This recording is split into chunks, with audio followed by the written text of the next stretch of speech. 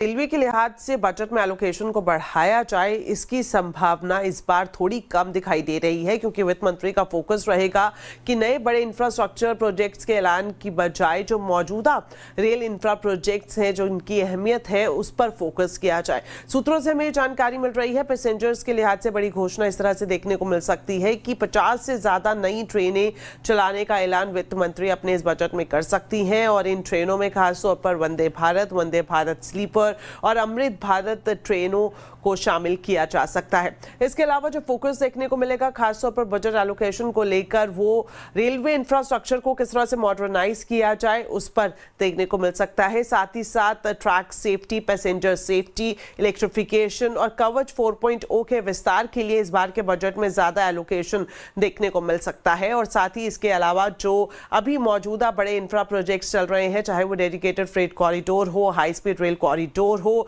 या फिर जो स्टेशन रीडेवलपमेंट योजना चल रही है, उस पर भी वित्त मंत्री फोकस करती हुई दिखाई दे सकती हैं। बिल्कुल सारी दीपाली, सीनियर सिटीजन्स की अगर बात करें तो उनके लिए एक बड़ी खुशखबरी आने की उम्मीद है, क्योंकि सूत्रों के मुताबिक रेल टिकट में सीनियर सिटीजन कंसेशन पर भी बहाल हो सकता है। उस पर क्या खबर है, क्या खुशखबरी मिलने वाली है सीनियर सिटीजन्स को?